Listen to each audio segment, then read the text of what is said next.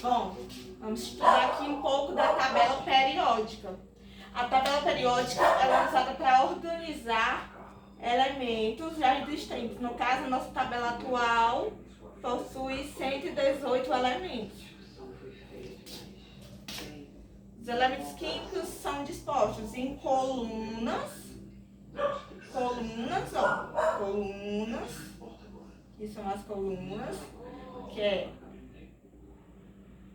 família 1A, né, ou famílias, né, que é a família 1A, família 2A.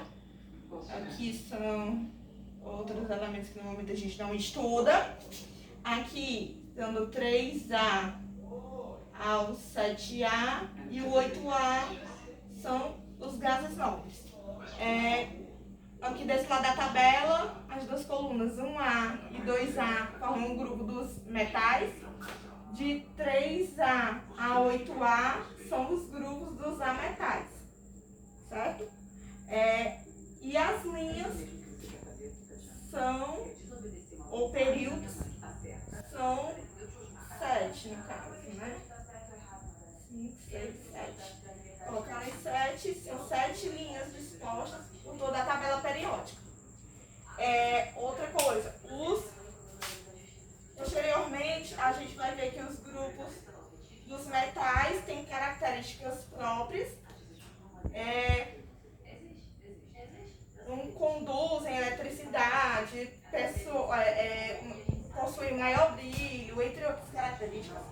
Os ametais já não são bons condutores de eletricidade, não possuem um brilho muito característico, entre outras coisas. E o grupo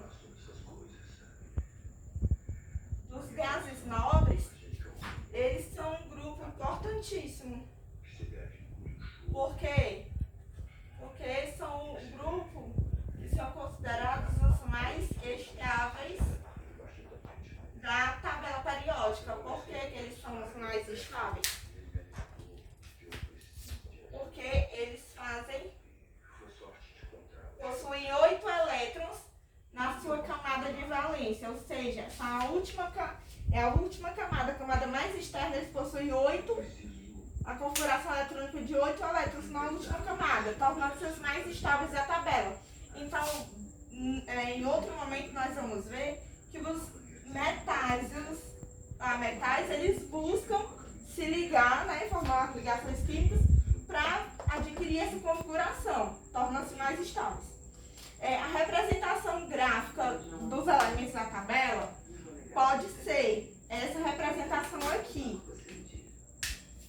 onde o X, né, o exemplo X, A em cima, né, A, e o Z embaixo.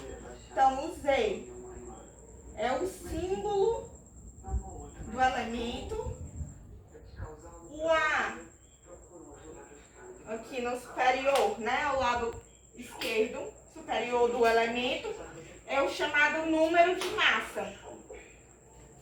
É o número de massa dele que vai conter na tabela. Na tabela é outra representação, mas aqui nós podemos ver um exemplo, modelo de representação gráfica. Nos prótons, no número de massa atômica é representado pela letra Z, que no número de massa atômica é o número de prótons do elemento. Para a gente encontrar o número de massa, nós precisamos de uma soma, que é a soma do número de prótons mais o número de nêutrons. Então, resumindo, a tabela periódica é uma ferramenta, né, de organização, de estudo, a ferramenta didática para a organização de elementos químicos.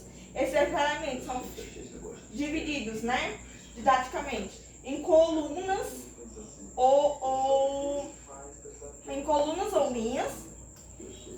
Assim nós podemos estudar as famílias e os períodos. Vemos que são dispostos, alguns elementos, nós vamos ver que são dispostos os elementos em ordem crescente, em questões e também é muito importante isso aqui, essa organização, para nós estudarmos as propriedades periódicas e aperiódicas da tabela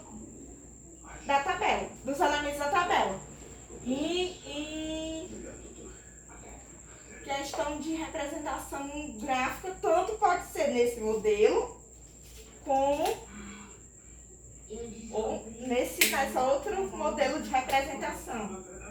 A e o Z aqui embaixo do outro lado.